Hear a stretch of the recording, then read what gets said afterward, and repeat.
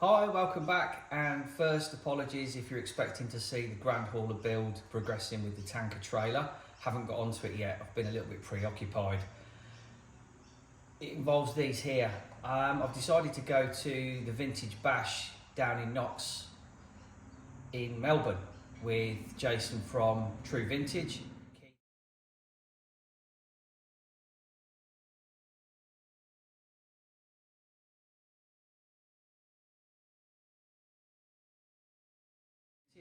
Keith from RC Icons, and I've entered myself into the Jurassic event with the SRB. I'm going to take the Hornet for the two-wheel drive and the Super Hotshot for the four-wheel drive. I'm really looking forward to it. I can't wait. I've not done anything like that before. I haven't even been on a track with any cars. I tend to just build them and put them on the shelf. So I've just been out, had a bit of a test run, testing the batteries that I've got, because again, I don't really have a lot. I've just got what I've got to get them running right. Good job I did, because the one for this one is rubbish and the wheel fell off, which was quite funny.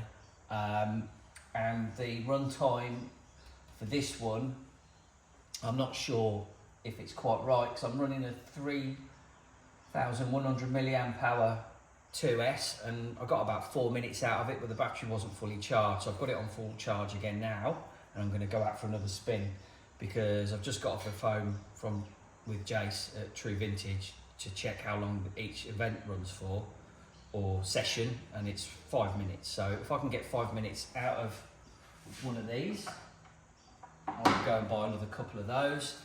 And this thing here, which is the Tamiya LF battery, these are designed to go in these. They're tiny, they're only a 1100 milliamp hour. Now I got 2 minutes out of this. It's completely useless, so I want to see if I can get a LiPo to fit in that.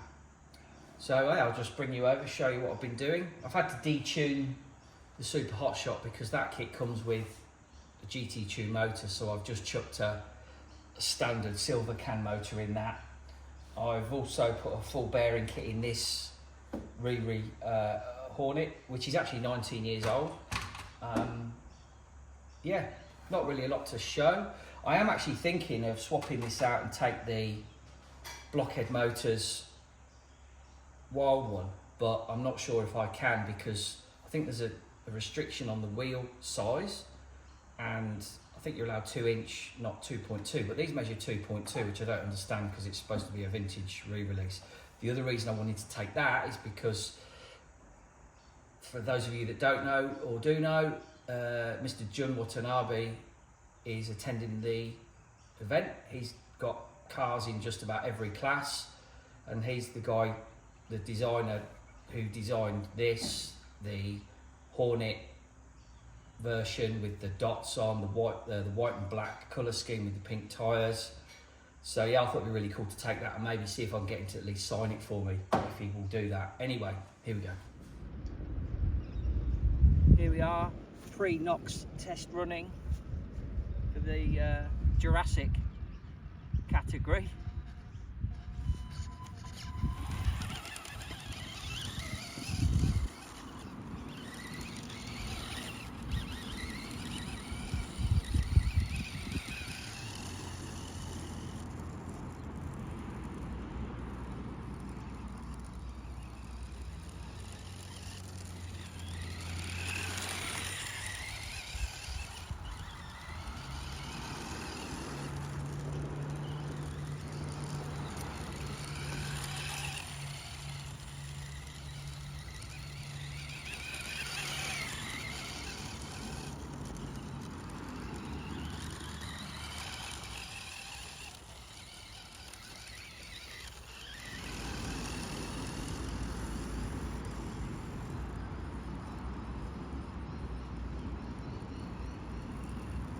Low down shot. Oh, the wheel fell off. No way.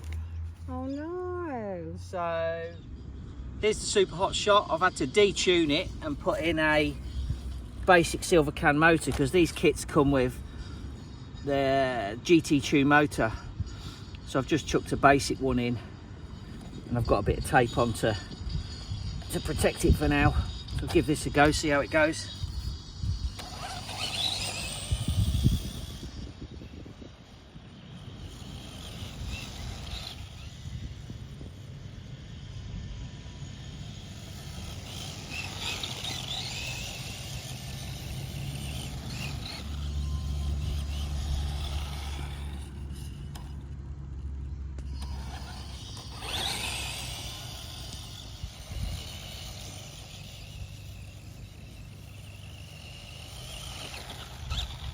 You want to go? Yeah. Yep, Mrs. SRB's gonna have a go now. First go with a RC car.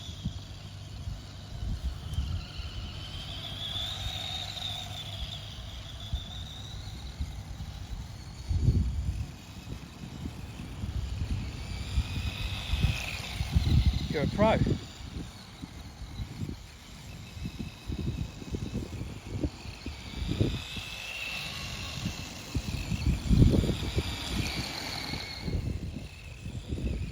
All right, bring it back, we'll get the Hornet out.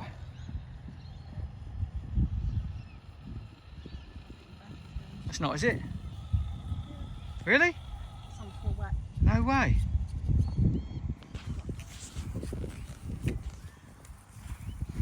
Well, that's the end then. Battery's flat. I think I need to buy some more batteries. For my two-wheel drive entry, I've got my 19-year-old Riri Hornet, and just going to give it another quick test. Got the little life battery in that came out of the Rough Rider, because the LiPo one that I had in the Hotshot went flat ever so quick. So see how this thing goes.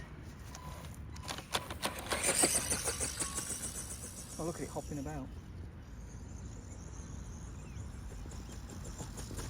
Oh, it looks like a kangaroo.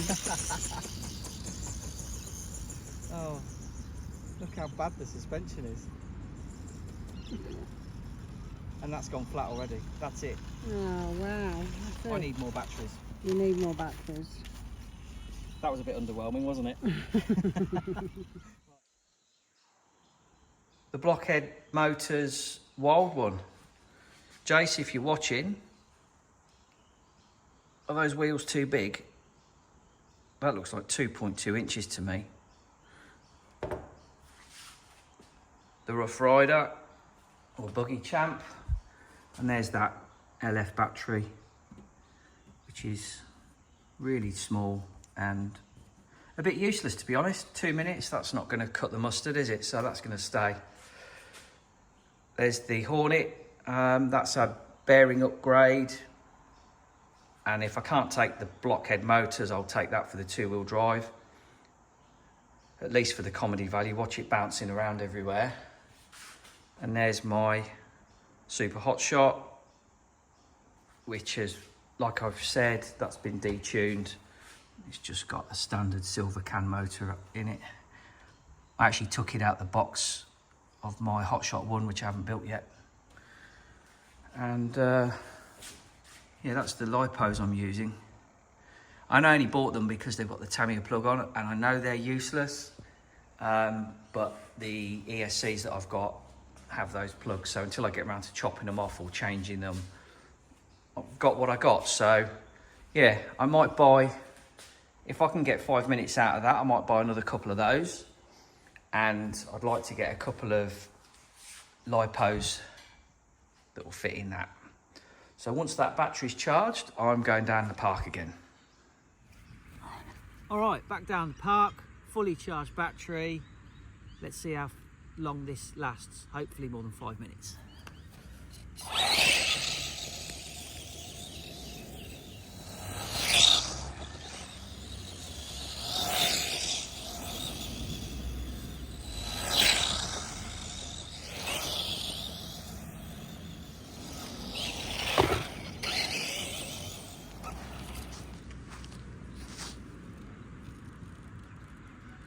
It's not even warm.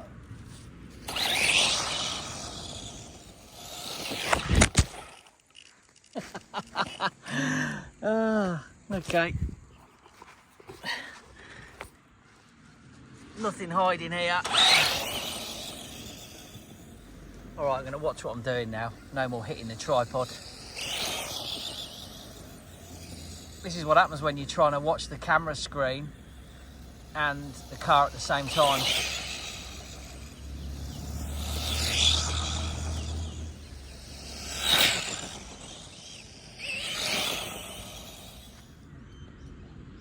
Motor's warming up. Take it easy for a bit now.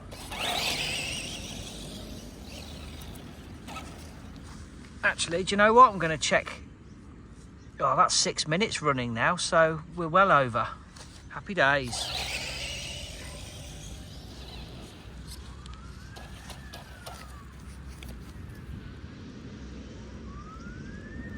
Move that battery lead out of the way.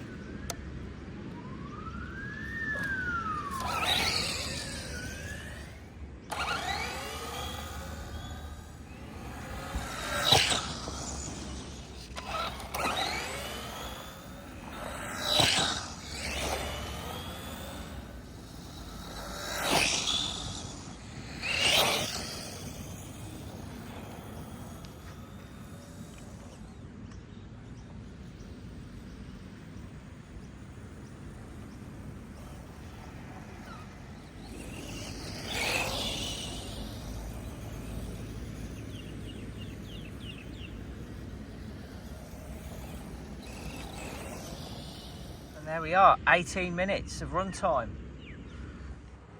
After yesterday's testing of the batteries and the buggies, I've just been over to the hobby factory over at Ourimbah, which is a great hobby store, and Sacha and Scott over there were really helpful. They let me bring the buggy in and test fit a 2S shorty pack, and yeah, it looks like it's going to work really well, so thanks again to them for letting me do that. Thanks also to Jason at True Vintage RC for letting me pester him all weekend, phoning him up with questions about what do I do with this, can I do this, can I do that. And while I'm at it, thanks to Louis Solar, the organiser. Without people like him, these sorts of events would never happen. There's so much work goes into organising it. It's yeah, awesome. So thanks for that. Also, really, again, looking forward to going to the event, sharing a house with Keith and Jason and Scott, and yeah, it's going to be really good. Anyway, I'll bring you over, show you what I've bought and what we're going to be doing. For these two, I have decided to stick with these stick pack lipos. I managed to get sort of 18 minutes continuous runtime out of one of those, so I've been and bought a second one today. So I grabbed one of these 2S shorty packs.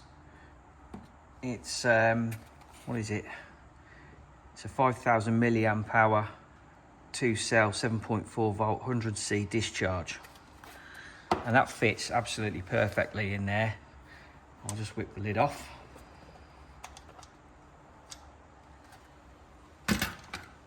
So it needs to sit kind of fully to the right there, and I'll use these charge leads which have got the Dean's plug on, so I'm going to bite the bullet and chop that off and solder one of them on.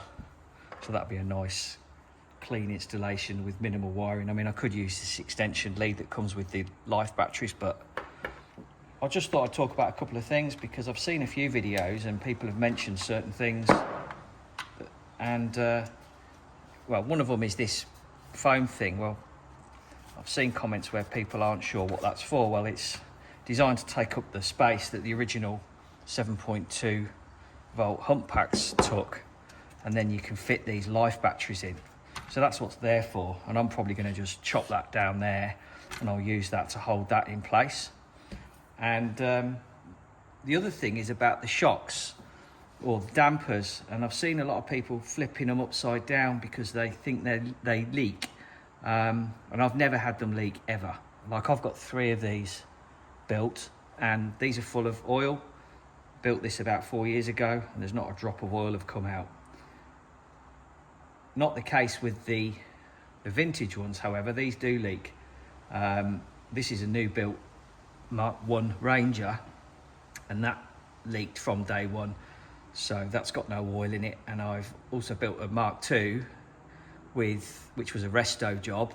And I bought a new set of new old stock shocks or dampers, and they leaked as well. So I think it's just like a design flaw on those, but these, there's no problem. You don't need to fit them upside down. And if you stick around, I'll show you what the inside of that looks like, just to see how packed it is for the electronics. Everything there is vintage, so the servos, the mechanical speed controller, the hump pack, which is over 40 years old, and that still works, still holds a charge. And as you can see, like, it's a tight fit. It all goes in, but that's what we used to play with back in the day, and that's exactly what I had when I was about 10 years old.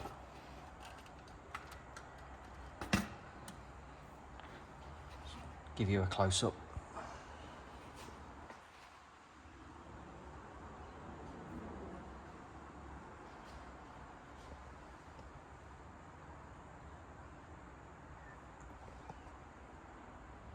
Well, that's about it for this video. One last thing though, I forgot to mention, I've got a hop-up ball diff kit for one of these. Never installed one before, and it was meant for a future project, but if you want to see how one goes in, I've never done one before, I'll do a video on it.